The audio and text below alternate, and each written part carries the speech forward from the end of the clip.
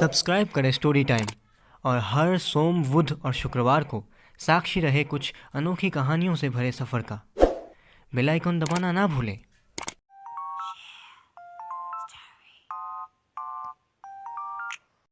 इस कहानी के सभी स्थान, काल, पात्र काल्पनिक है। कृपया कर इसे गंभीरता से ना लें। ये कहानी सिर्फ मनोरंजन के लिए बनाई गई है।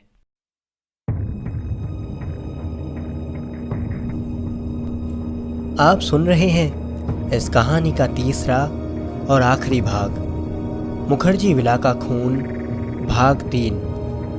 आप पिछले दोनों भागों को डिस्क्रिप्शन पर दिए गए लिंक को क्लिक करके सुन सकते हैं। तो पिछले दोनों भागों में आपने सुना कि एक सुबह डिटेक्टिव किंग अपनी चाय पी रहे थे कि तभी हवलदार पांडे ने फ़ोन करके उन्हें कहा कि दूतराज पक्षी मिल गया है। ये सुनते ही डिटेक्टिव कल रात हुई घटनाओं को याद करने लगे।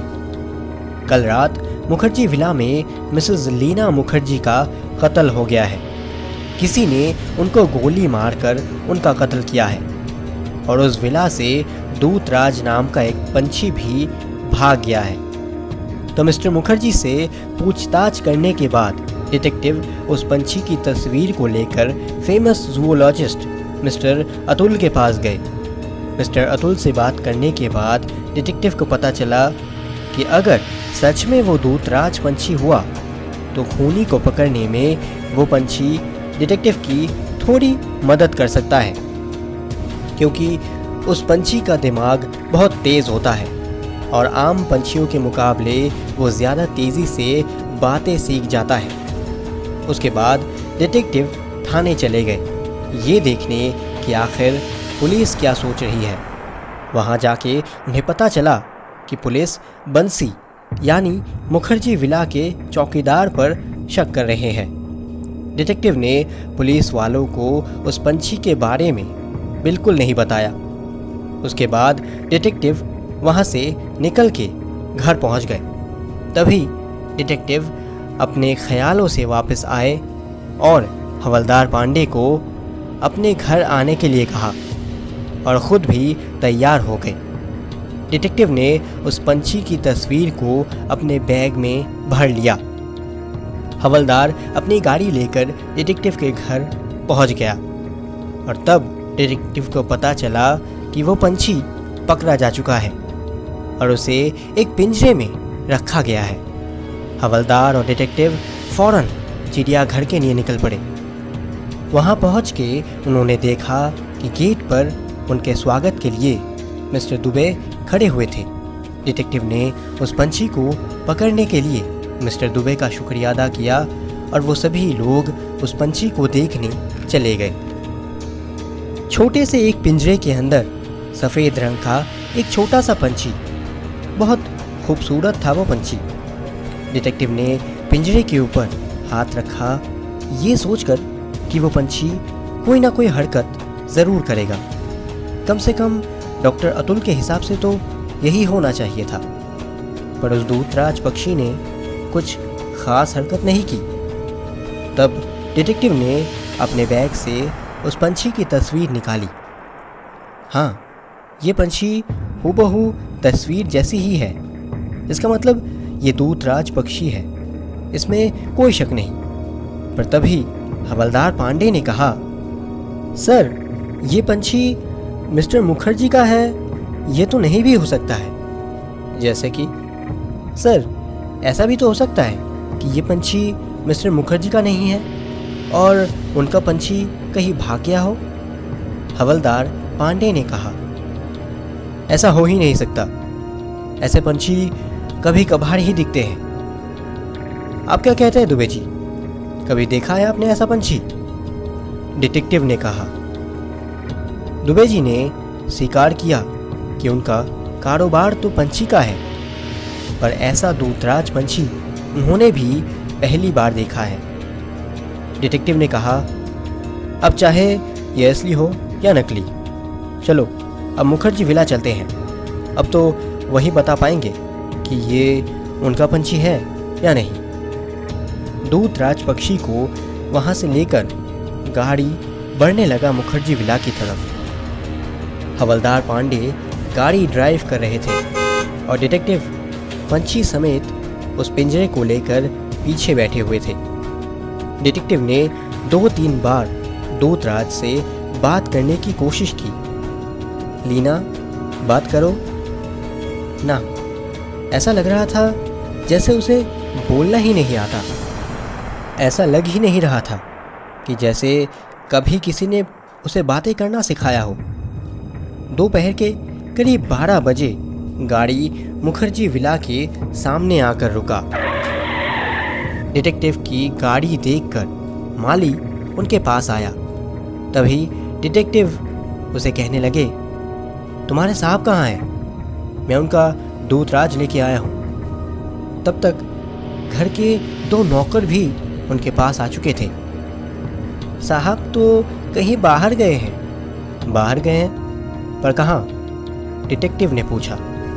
कुछ बता के नहीं गए हैं, पर कहा था कि थोड़ी देर में आ जाएंगे, माली ने कहा। 1 मिनट के लिए डिटेक्टिव कुछ सोचने लगे, फिर कहा, ठीक है, ये पंछी जहाँ रहता है, चलिए वहाँ चलते हैं। वैसे यही मिस्टर मुखर्जी का पंछी है ना? तीनों ने ही एक साथ हाँ करते हुए कहा, जी सर, यही वो पंछी है जो हमारे पिंजरे में था। वो सभी मुखर्जी विला के उस हॉल में पहुंच गए जहां मिसेस लीना मुखर्जी की लाश मिली थी। डिटेक्टिव ने उस पंछी को ठीक उसी जगह पर रख दिया जहां वो रहा करता था। उसके बाद उन्होंने माली को देखते हुए कहा, आप लोगों का पंछी तो बातें कर सकता था, है ना? जी सर। ज़रा कोशिश करो उससे बात करने की। माली पिंजरे की तरफ बढ़ गया और उस पंछी को पुकारने लगा, दूतराज। माली के बात करने की इस कोशिश में दूतराज ने बात करना तो दूर, उसने कोई हरकत भी नहीं की। ऐसा लग रहा था जैसे कि मानो वो बात करना ही भूल चुका हो। दूतराज, माली ने दोबारा कोशिश की, पर इस बार भी कोई जवाब नहीं आया। 2 नौकर में से एक ने एक पका हुआ मिर्ची लेकर उसे खाने के लिए दिया और कहा, क्या हुआ, नहीं खाना? ना, उस पंछी का जैसे खाने का मन ही ना हो। धीरे धीरे डिटेक्टिव अपनी आशा खो रहे थे। इतनी मुश्किल से उसे पकड़ा गया, पर इतने में हवलदार पांडे ने कहा, सर, सब बकवास है, ये पंछी बात ही नहीं कर सकता। डिटेक्टिव किंग निराश होकर पिंजरे से दूर एक कुर्सी पर बैठ गए और गौर से उस पंछी को देखने लगे। कौन कह सकता है कि इस पंछी को ही बातें करना सिखाया गया था? दूसरी तरफ रसोइया को दरवाजे के पास खड़ा रहता देखकर डिटेक्टिव ने उन्हें बुलाया। कौन है? जरा इधर आओ। डर के मारे कांपते हुए रसोइया घर के अंदर आया। तुम इस घर का खाना बनाते हो? डिटेक्टिव ने पूछा। जी हाँ साहब। तुम लोगों का ये पंछी बात कर सकता है? जी साहब।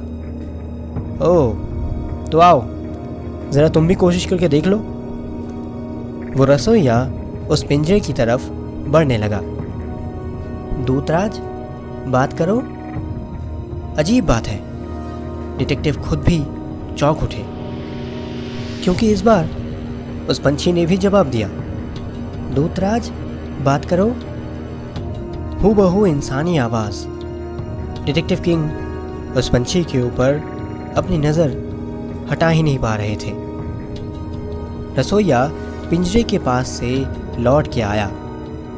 डिटेक्टिव ने कहा, ठीक है, अब ज़रा वहाँ बैठिए, और खुद दोबारा माली की तरफ देखने लगे और कहा, तुम दोबारा कोशिश करो उससे बात करने की।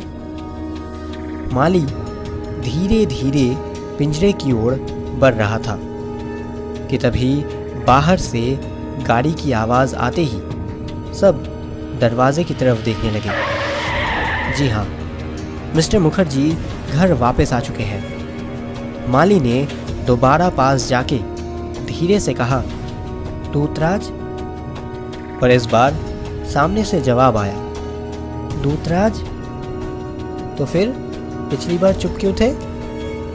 ये कहते हुए माली वापस अपनी जगह पर लौट गया और तभी मिस्टर मुखर्जी वहाँ पर आ गए और मिस्टर मुखर्जी को देखते ही अचानक दूतराज पिंजरे के अंदर ही अपने पड़ों को जोर जोर से झपटाने लगा। मत करो, मत करो, दूतराज कहने लगा। मत करो, मत करो, दूतराज, मिस्टर मुखर्जी ने चिल्लाते हुए कहा। डिटेक्टिव ने देखा कि मिस्टर मुखर्जी की आंखों से जैसे आग निकल रहा हो और डर के मारे वो पंछी भी पिंजरे के अंदर ही एक कोने पर चुपचाप बैठा हुआ था। ये सारी चीज़ें देखकर डिटेक्टिव को सारी बातें समझ में आ चुकी थी। ये पंछी आपको कहाँ मिला? मिस्टर मुखर्जी ने गुस्से से डिटेक्टिव को पूछा। डिटेक्टिव किंग कुर्सी में से उठकर खड़े हो गए और कहा, पहले आप थाने चलिए, वहीं आपको पता चलेगा कि कैसे हमने आपके दूतराज को ढूंढा। आप कहना क्या चाहते हैं? इतना कह के मिस्टर मुखर्जी बस भागने ही वाले थे कि तभी डिटेक्टिव ने कहा, ना, उधर नहीं, बाहर हमारी गाड़ी खड़ी है, इधर से चलिए। डिटेक्टिव किंग ने अपना रिवॉल्वर मिस्टर मुखर्जी के पीठ पर लगाए रखा था। अगर आपने भागने की कोशिश की तो आप जानते हैं कि क्या हो सकता है। आइए आपको बताता हूँ। अपना सर झुकाते हुए मिस्टर मुखर्जी घर के बाहर आ गए और डिटेक्टिव के कहे अनुसार गाड़ी में बैठ गए। तो आज की ये रोमांचक कहानी आपको कैसी लगी? कमेंट्स में हमें ज़रूर बताइएगा। अगर ये कहानी आपको पसंद आई तो इसे लाइक और शेयर ज़रूर करें और हाँ, सब्सक्राइब करके बेल आइकन दबाना ना भूलें। मैं फिर लौटूंगा एक और अनोखी कहानी के साथ। तब तक के लिए सुनते रहिए story time. Keep listening, keep learning.